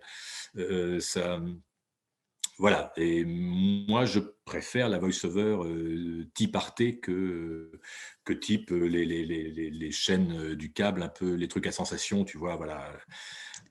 Les trucs sur les routiers de l'extrême ou ce genre de choses, tu vois, où vraiment la voice-over couvre totalement l'original. Même si on entend l'original, je trouve qu'au bout d'un moment, ça crée un embrouillamini dans la tête. Je trouve que c'est un peu fatigant à regarder, quoi. Oui. Gordon Ramsay, quand je tombe dessus, j'aime bien parce que c'est sympa, quoi. C'est très sympa. Moi, je suis pas un grand fan de ce format-là, justement. Ouais, J'aime ouais. pas trop entendre Ah parce bah, c'est que ultra pipoté, hein. De toute façon, c'est super pipoté, c'est super écrit, etc. Voilà. non, mais même quand bah, je comprends ce qu'il dit en VO et du coup j'entends les deux phrases.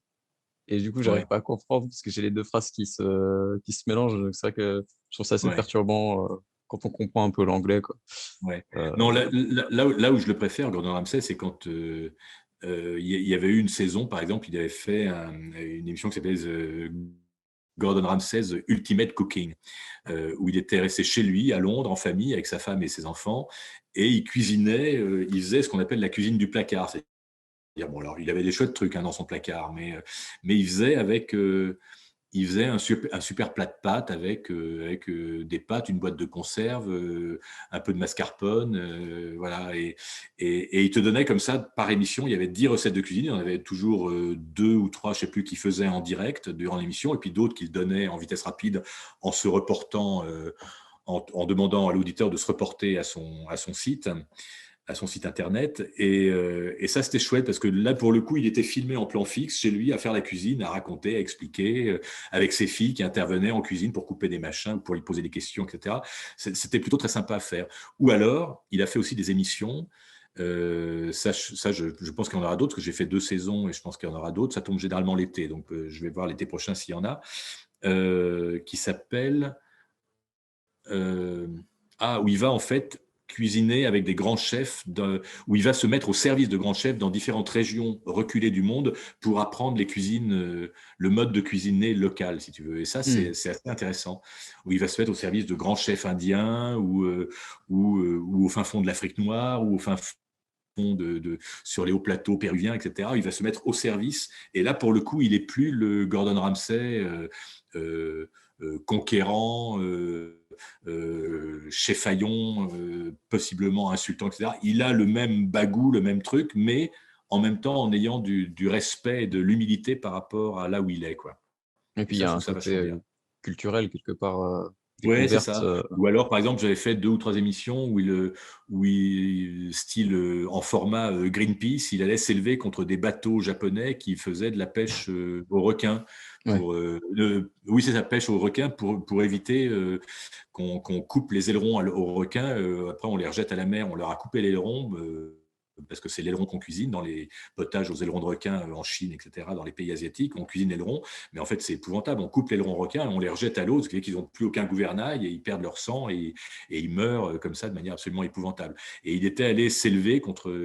Donc il y avait en plus un côté engagé politique, si tu veux, que je trouvais tout à fait louable. Il utilise, moi je trouve ça bien parce qu'il utilise son image, son énergie débordante. Le mec, il doit se faire 20 tours du monde par an, tu vois. Il utilise son énergie débordante pour se mettre au service d'eux et ça, je trouve ça très très bien. Je ne sais pas où il trouve le temps. J'ai l'impression parfois qu'ils sont 3 Gordon Ramsay, tu sais, qu'ils sont 3 frères des triplés. Ils se dédoublent parce que ils peuvent pour moi, il peut pas être partout à la fois, quoi. Parfois, je fais une série d'émissions, Cauchemar en cuisine ou 24 heures, 24 heures, 24 heures en enfer, puis une émission machin qu'il a tournée en Indonésie, puis une émission qu'il a tournée en Afrique, puis une émission qu'il a tournée à Londres, puis une émission qu'il a tournée aux États-Unis. Et je me dis, mais le mec, où est-ce qu'il trouve le temps et l'énergie de faire ça, quoi? C'est dément, quoi. Il doit être en jet lag permanent, quoi. Ouais, il ne doit pas beaucoup voir sa famille, à moins J'ai pas qu'elle l'impression. J'ai pas l'impression. soit avec lui tout le temps. Mais tu disais que tu faisais des trucs pour Arte. T'as fait quoi Parce que moi, c'est une chaîne que pour le coup, je regarde pas trop la télé, mais j'aime bien regarder Arte Ouais. sur le net. Ouais. Oh Euh, alors, te donner des titres de documentaires que j'ai pu faire, ça me reviendrait pas, mais j'ai fait pas mal de narrations documentaires, pas mal de voice-over. Et depuis, j'ai commencé il y a 3 ans à peu près, depuis 3 ans et demi, je dirige pas mal à Strasbourg. Je vais régulièrement à c'est vrai Strasbourg diriger. C'est que J'y suis beaucoup allé. Hein? je suis Tu es? alsacien. Ouais. Ah, t'es alsacien. Tu es à Ouais. Strasbourg? Non, je suis un peu à côté, à Gonos, D'accord. ça s'appelle. Voilà. Ah, bah écoutez, je vois sur le tableau. Donc pendant 1 an et demi, 2 ans, je suis beaucoup venu à Strasbourg diriger des documentaires. Ça s'est un petit peu ralenti depuis 1 an et demi à peu près. Ouais, c'est ça, depuis un peu avant le premier confinement, ça s'est pas mal ralenti.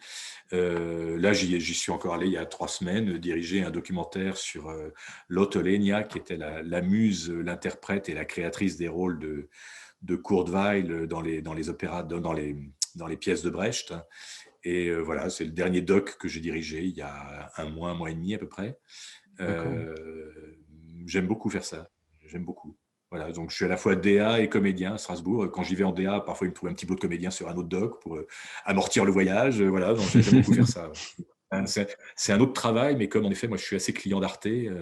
ça me plaît Ouais, bien de j'aime défendre beaucoup. ça. Et puis, comme je suis assez fan et que j'ai une certaine sensibilité pour la musique classique et l'opéra. Donc, il y a un moment, ils m'ont filé plein de docs sur la musique classique et l'opéra et j'ai adoré faire ça, quoi, sur telle interprète wagnérienne ou sur tel nouveau prodige du violon ou sur tel pianiste absolument prodigieux ou sur Rachmaninoff ou sur etc. etc. Tel chef d'orchestre sur Simon Rattle, etc. Enfin, j'adore faire ça. J'adore diriger du doc. Ouais. Du coup, ça, ça n'a absolument rien à voir avec ton métier du coup, mais euh, qui est-ce que tu aimes bien comme compositeur, si tu aimes un petit peu la musique savante, comme on dit? Moi j'ai une passion pour les plus grands, pour Mozart, Beethoven, Schubert, quoi, en gros. Hmm. J'adore beaucoup de Chopin, j'adore plein d'autres choses. J'adore Puccini. J'ai beaucoup aimé Verdi. J'en suis un peu revenu depuis que je connais bien Puccini. Je préfère l'opéra de Puccini à l'opéra de Verdi. Voilà, mais j'écoute d'autres choses, hein. Les gens vont se dire, oh là, qu'est-ce qui doit être chiant au quotidien, écouter que de la musique classique et de l'opéra. C'est vrai aussi, mais j'écoute d'autres choses. J'écoute du moderne, hein. J'écoute les Doors, j'écoute les Pink Floyd, j'écoute. Voilà. Non, voilà, il y a des choses aujourd'hui qui me filent un peu des boutons, par exemple tout ce qui est autotune, etc. Ça me file des boutons, donc j'écoute pas ça et je ferme toutes mes écoutilles quand j'en entends. Quand je suis à moto et que j'entends ça sortir des voitures, je me dis mais comment on peut écouter une telle daube, quoi, voilà. Mais voilà, j'adore la chanson française à texte, j'adore Brel, j'adore Ferré, j'adore Barbara, j'adore Gréco, j'adore Les voilà. classiques, quoi. Et- oui, et puis d'autres choses. J'adore Brigitte Fontaine, j'adore voilà, enfin voilà.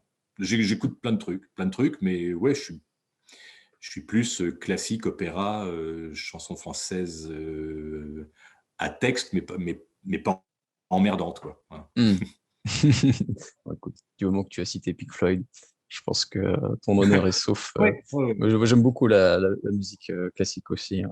Je sais pas moi Non, et qui puis, vais être plus juste. puis là j'ai recommencé là, en confinement à faire un peu de sport en chambre et je me mets de la musique et je réécoute des albums que j'ai adorés quand j'étais ado ou jeune homme, Ouais. que j'ai adoré quand j'ai dû fumer 3 pétards dans ma vie, mais que j'ai adoré en fumant ces 2, 3 pétards, c'est-à-dire en gros Led Zeppelin, Ouais, Patti Smith, Lou Reed de John Cale, voilà, ça, c'est vrai que Lou Reed, je réécoute Lou Reed en ce moment, c'est formidable, quoi.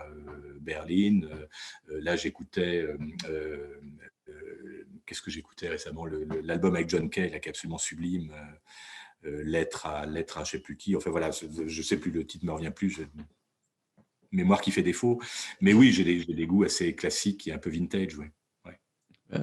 Nice. J'étais fan de Claude François quand j'avais 12 ans et je suis plus Ah, fan de Claude François, mais il m'arrive d'en écouter par nostalgie un petit peu, ouais. par Ah, nostalgie, voilà, je peux absolument. comprendre, je peux comprendre. De mettre une Oui, bonne compil des années 80, moi, ça me donne des 70s ou des 80s, j'aime bien, ouais. j'allais dire, c'est un peu les mêmes goûts que ma mère qui, du coup, a à peu près le même âge que toi, je crois. Donc, quelque part, c'est logique. Et en ce moment, une petite série Netflix que tu regardes ou... Qu'est-ce que j'ai regardé récemment Qu'est-ce que j'ai regardé? Bon, alors j'ai vu comme tout le monde le jeu de la dame, Queen's Gambit. Je préfère le Ouais, titre moi, anglais au titre j'ai pas français parce regardé. que voilà, que j'ai beaucoup aimé. Mais alors c'est tellement tendance d'avoir adoré le Queen's Gambit que maintenant on hésite à le dire, tellement on va voler dessus. J'ai adoré Unorthodox aussi, sur la condition de cette jeune femme dans le milieu ultra-orthodoxe. Je trouve ça formidable. Qu'est-ce que j'ai vu avant-hier soir, on a regardé un très joli film avec ma chérie qu'on n'avait pas vu, Annette dans les Cévennes, le film pour le... Hein Antoinette dans les Cévennes, le film pour lequel l'actrice principale a eu le César là, récemment, qui est un très joli film. En termes de série, qu'est-ce que je regarde? J'ai regardé la fin de 10e saison de Walking Dead. J'étais très fan de Walking Dead au début, et là, je trouve que la fin de 10e saison, ils ont plus grand-chose à raconter. Ça a tenu longtemps, hein, quand même. Ouais, là, j'ai eu un petit peu de mal. Le dernier épisode relançait un petit peu voilà, j'ai regardé le dernier épisode qui relance un petit peu, qui me donne envie quand même d'attaquer la 11e quand ça arrivera. Mais là, il y a eu l'épisode où je me suis passablement endormi devant quand même. Est-ce qu'il va y en avoir une 11e? Ils veulent pas Qu'est-ce que j'ai arrêter? regardé récemment? Oui, non, il y aura une 11e, je pense. En tout cas, la 10e se termine sur un cliffhanger, donc à mon Hmm. avis, il y aura une 11e. J'aime bien les morts vivants, j'aime bien parce que je regarde Fear the Walking Dead aussi, j'aime bien. Par contre, j'ai pas aimé la série qu'ils ont fait avec des ados, la World Beyond, je crois, ça, j'ai pas accroché du tout. J'ai complètement décroché. The Walking Je Dead, vois pas. World Beyond, ça, j'ai pas accroché du tout. Qu'est-ce que j'ai regardé récemment? C'est terrible parce qu'on regarde des choses formidables. J'ai regardé The Leftovers que j'avais pas vu, mais Ah, c'est date un peu ouais. magnifique. Là, Leftovers. tu avais un rôle dans Lost, de Kevin Oui, Durant. absolument. Que je double régulièrement, ce comédien que j'aime beaucoup. Ouais, Et Lost, c'est une VF incroyable aussi, d'ailleurs. ouais, ouais. Et qu'est-ce que j'ai regardé d'autre récemment? Bon, The Crown, évidemment. J'ai guetté la dernière saison de The Crown et j'ai tout regardé parce que j'adore les séries anglaises. Si, j'ai regardé, que je n'avais pas vu, ça date un petit peu, mais sublime Downton Abbey, que je n'avais pas vu, que j'ai adoré. Je me suis enquillé les 6 ou 7 saisons en quelques soirées, là, en octobre-novembre. Le pied absolu. Euh, voilà. Voilà, en gros. J'attends la prochaine saison de Peaky Blinders, Oh là j'attends la là, prochaine saison de La Servante écarlate. oh là là. Voilà, Tu as dit je- les deux mots qu'il fallait. Peaky Blinders. j'adore, Ça, c'est... j'adore. Et alors, bon, ça a plus rien à voir, hein. C'est des questions que je pose juste par pur, voilà, parce que j'aime bien savoir les goûts des gens à qui je parle. Genre, si tu avais un film un peu fétiche, du coup, un film que tu aimes particulièrement, ce serait quoi? C'est-à-dire le film que t'emmènes sur une île déserte, tu as droit à Par un film. exemple, ouais. Euh, alors bon, moi je vais plutôt citer des réalisateurs que je Ouais. revois inlassablement. Voilà, dès que je veux me faire un petit plaisir, je revois un film de Wells, je revois un film de Kubrick, je revois un Billy Wilder. Voilà, moi mes films fétiches, c'est Certains l'aiment chaud, c'est Singing in the Rain, c'est euh, j'adore, je suis un fan absolu des Demoiselles de Rochefort. Voilà, Ouais. j'adore Jacques Demy, années 60, 70, j'adore ça. J'ai revu Peau d'âne récemment, alors que je l'ai vu 40 fois. Je suis retombé sur le début de Peau d'âne l'autre jour. Allez, je me suis enquillé Peau d'âne. Voilà, j'adore ça, j'adore cet univers-là. Mais en effet, j'emmène un film sur une île déserte, j'emmène un film un peu joyeux, comme Sing in the Rain, Certains l'aiment chaud. Voilà. Euh, Si je devais, enfin voilà, et puis j'adore la saga du Parrain et j'adore la saga Star Wars et Ah, j'adore Blade voilà. Runner voilà, il y a plein de choses que j'adore. Euh, je me suis passablement engueulé avec pas mal de personnes dès lors que je leur ai demandé de regarder 2001, l'Odyssée de l'espace de Kubrick, parce que moi je trouve que c'est l'un des films les plus sublimes de tous les temps. Et les gens me disent, mais c'est chiant à mourir, on s'emmerde, C'est on s'endort, compliqué ça n'en à finit conseiller plus. aux Et gens. moi je trouve que c'est l'un des plus grands films, c'est l'un des films les plus inventifs de tous les temps. Voilà, j'adore tout Kubrick et même son dernier qui a été très décrié, Eyes Wide Shut, je l'ai revu récemment, je trouve que c'est un film absolument génial. Bon, voilà, j'adore Wells, je peux revoir Citizen Kane, La Dame de Shanghai, Une histoire immortelle, La splendeur d'Anderson, inlassablement. Bon, voilà. Hmm. Euh, Tu parlais de Wells, tu avais vu Mank? Pardon?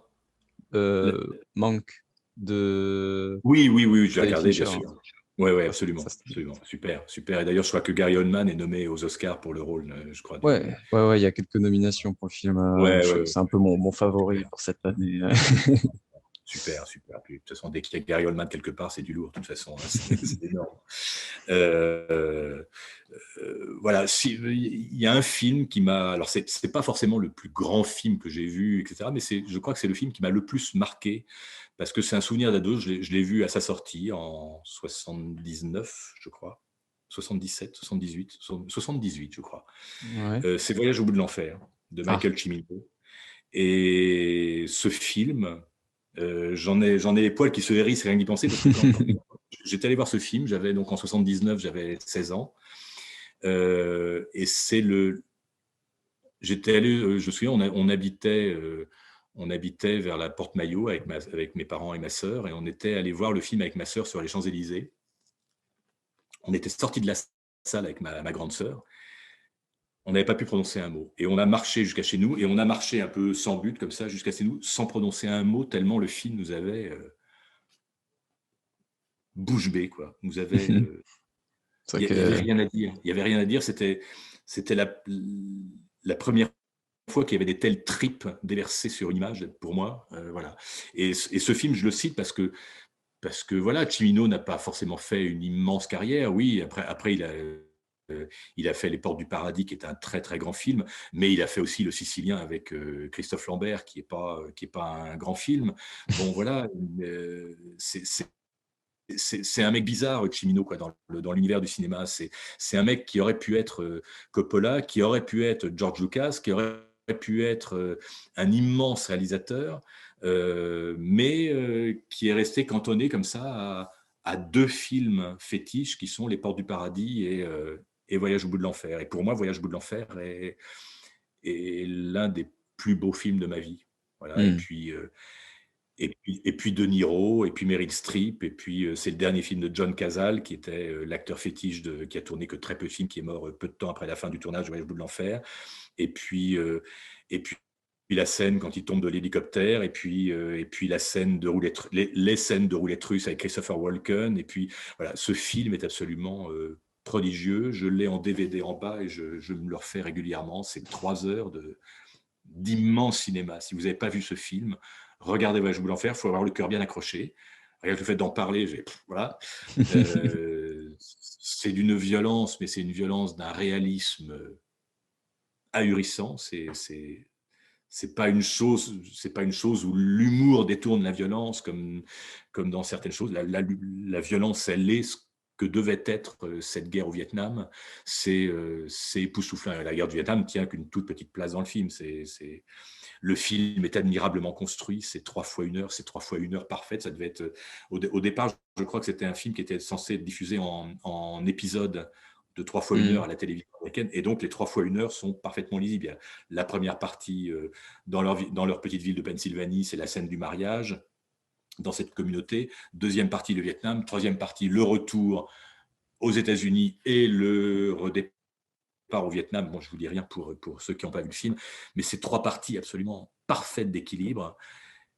Et De Niro, je l'ai rarement vu aussi. Alors que, étonnamment, c'était une époque où De Niro faisait énormément. Moi, De Niro on parlait des comédiens fétiches. Moi, De Niro est un modèle pour moi. J'adore les acteurs caméléons. Étrangement, c'était une époque où De Niro additionnait les rôles où il était totalement méconnaissable d'un rôle à l'autre. C'était l'époque, fin des années 70, début des années 80, où il avait tourné Al Capone, où il avait pris 20 kilos pour tourner Al Capone, il s'était rasé le crâne, etc. Il avait tourné Raging Bull, où il avait pris 35 kilos pour faire ce boxeur qui était devenu énorme. Il y avait la valse des pantins aussi à ce moment-là. La valse des pantins, etc. Enfin, c'était l'acteur caméléon par excellence. Et dans Voyage au bout de l'enfer, à part qu'il a un magnifique bouc, mais c'est pour moi le premier rôle où il apparaît à visage découvert, où il apparaît sans masque. Et il est exceptionnel. Parce que même dans Taxi Driver, par exemple, qui était avant ça, Taxi Driver c'est 72, je crois, donc c'était 6, 7, 8 ans avant Voyage au bout de l'enfer. Dans Taxi Driver, il apparaît avec sa crête d'Iroquois à la fin. Bon voilà, il compose. Là, dans Voyage au bout de l'enfer, il est à poil, il est sans masque, il est exceptionnel. Taxi Driver, je crois que c'est 75 ou 76. Mais c'était pas avant, ouais, c'était quelques années avant quand même. Non, je crois que c'est Mean Streets qui est 72, et en effet, Taxi Driver qui est 74, 75. Peut-être, ouais. Mais ouais, je suis assez d'accord. Enfin, c'est vrai que c'est le rôle où il est un gentil, entre guillemets, comparé au reste de ses films où c'était souvent quelqu'un de perturbé. Là, il est aussi perturbé, mais d'une meilleure façon. Et puis c'est le film aussi qui a révélé Christopher Walken, et Christopher Walken qui était très connu à Hollywood parce que c'était un comédien, chanteur, danseur, champion de claquettes, etc. Et tout à coup, il fait ce rôle totalement emblématique. Et Christopher Walken, il est génial dedans. Il est homme et femme à la fois. Il est dur et fragile à la fois. Il est sublime. Il est sublime là-dedans. Sublime. Je sais plus. La prochaine question que je voulais poser, j'ai perdu le fil parce que j'aime beaucoup cette conversation, parce que je suis très fan de Niro également. Si, voilà. Pour essayer de faire comme si je travaillais pour un site qui parle de DC Comics, ton super-héros préféré, est-ce que tu en as un? Est-ce qu'il y a un film, par exemple, de super-héros qui t'a plus plu que les autres? Alors, parce que quand j'étais gamin, à une époque où il n'y avait pas encore de films de super-héros, mais parce que je lisais les Strange, à l'époque j'étais abonné à Strange, et j'avais tous les Strange, et je ne sais pas où ils ont disparu dans un déménagement, et je m'en veux énormément d'avoir perdu mes Strange. Ah ouais. Comme mes albums de Rahan, d'ailleurs, je regrette beaucoup mes albums de Rahan, mais ça se avec les années, tu les perds dans des déménagements, voilà, ou tu les refiles. Voilà. Et c'est très con, parce qu'à mon avis, ça doit valoir une fortune aujourd'hui, et je serais très content de relire des Strange ou des Rahan. Voilà, je m'offrirais ça un jour, tiens, les œuvres complètes de Rahan ou les Strange de l'époque. J'avais une particulière affection pour Spider-Man, moi. Ouais. Ouais. C'est comme ma mère. J'étais passionné pour Spider-Man parce que justement, je trouvais qu'il sortait du côté, ce qui me gonflait un peu quand j'étais gamin moi j'aimais bien les super-héros un peu fragiles, quoi, pas les mecs qui sont tout en muscles. Donc j'aimais Spider-Man comme j'aimais Rahan parce qu'il y avait un côté, fragile, quoi. Il y avait un côté pas invincible, quoi. Ouais. Tu vois. Il a des vrais problèmes aussi. Voilà. Celui-là. Mais là, récemment, je suis tombé sur un film de Superman avec Henry Cavill. J'ai regardé un petit peu. Je ne dis pas que j'ai regardé tout le film parce que je trouve qu'il y a trop d'effets spéciaux maintenant. Je préférais une époque où les effets spéciaux étaient moins tu vois, servaient Ouais. plus. Il y a une époque, les effets spéciaux servaient le film, alors que maintenant, c'est le film qui sert les effets spéciaux, quoi. Et, C'est pas faux. C'est pas faux. parfois, je trouve ça un peu dommage, quoi, cette espèce de surenchère d'effets spéciaux, je trouve que ça casse un peu la magie, quoi. C'est un peu comme, bon, moi je suis très fan de la première trilogie Star Wars, évidemment, les épisodes 4, 5, 6. Quand on a tourné des années plus tard les épisodes 1, 2, 3, je préférais le bricolage des épisodes 4, 5, 6 aux images de synthèse des 1, 2, 3, quoi. Voilà, c'est mon côté un peu vintage, ça. Ouais, bah, moi, je peux comprendre largement. C'est aussi pour ça, moi, que, par exemple, voilà, Star Wars, c'est le film avec lequel j'ai grandi, tout ça. Et il y a aussi Jurassic Park qui mélange les deux pour le coup. Mais si je l'aime, c'est aussi parce que ben ils se sont fait chier à créer des dinosaures en animatronique énormes Ouais, ouais, pour avoir une sensation de réel, quoi. C'est un truc que j'aime ouais. bien chez Non, mais Spielberg en général. après, il y a des trucs qui sont formidablement faits. Tu parles des Jurassic Park, c'est formidablement bien fait. Qu'est-ce que j'ai vu? Oui, par exemple, l'autre soir, je sais plus, c'est quoi le film qu'on a vu l'autre soir là, Ant-Man. Ant-Man, voilà. L'autre soir, on a Ah, regardé avec ma chérie parce que Anne avait fait un rôle dessus. On a regardé Ant-Man. On est tombé dessus, c'était le début du film. On a regardé Ant-Man. Je trouve que les effets spéciaux étaient non seulement très beaux, mais en plus utilisés à bon escient. Il y en avait beaucoup, mais utilisés à bon escient. Et encore une fois, le héros est un héros fragile. Moi, je dois aimer les héros fragiles, les héros le lapsus. invincibles. Mais alors après Ant-Man, il diffusait Aquaman, Ouais. Qui est d'ici pour le coup. qui est d'ici. Ouais. Alors, les effets spéciaux sont très beaux, mais alors là, pour le coup, ça n'est que ça. Et je trouve que Jason Momoa, en plus, là, pour le coup, c'est le super-héros que je déteste par excellence, c'est-à-dire que c'est que du muscle et le côté bourrin, et, et en plus vulgaire, quoi, en plus grossier, quoi, macho, grossier, amenant une espèce de parler de la rue dans les tréfonds marins, etc. Ça m'a un peu gonflé, quoi. Ça m'a un peu gonflé. J'ai pas trouvé ça touchant, quoi. Tu vois, moi Hmm. j'aime quand ça m'atteint émotionnellement, et là il m'a pas du tout atteint émotionnellement. Voilà. Donc du coup, ouais, Et plus du là, pour le côté coup, de Marvel. les effets spéciaux sont le seul intérêt du film, c'est les effets spéciaux, quoi, pour moi. Hmm. Tu vois, Moi, voilà, je te rejoins avec sur les effets spéciaux Spider-Man. sont beaux, hein. Je te rejoins sur Spider-Man parce que c'est une grande source de frustration parce que voilà, moi je suis sur un site qui parle que de DC, Ouais. mais Spider-Man, j'aime tellement ça et je peux pas en parler. Ça me frustre énormément. Ouais. Mais ouais, je peux comprendre. Enfin, j'ai grandi avec Batman, avec la série animée, tout ça, qui avait un casting VF.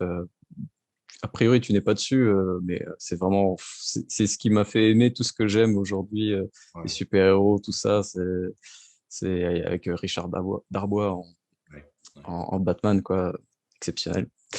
Mais c'est Ouais. vrai que Spider-Man est pas loin. Du coup, tu regardais le dessin animé Spider-Man qu'il y avait dans les années 70, du coup, 80? Je devais regarder, je pense, ouais. Ouais. Ouais, ouais. Oui, ça me rappelle des choses, oui. Je ne dis pas que j'étais assidu, mais en tout cas, je regardais, ouais. Ouais.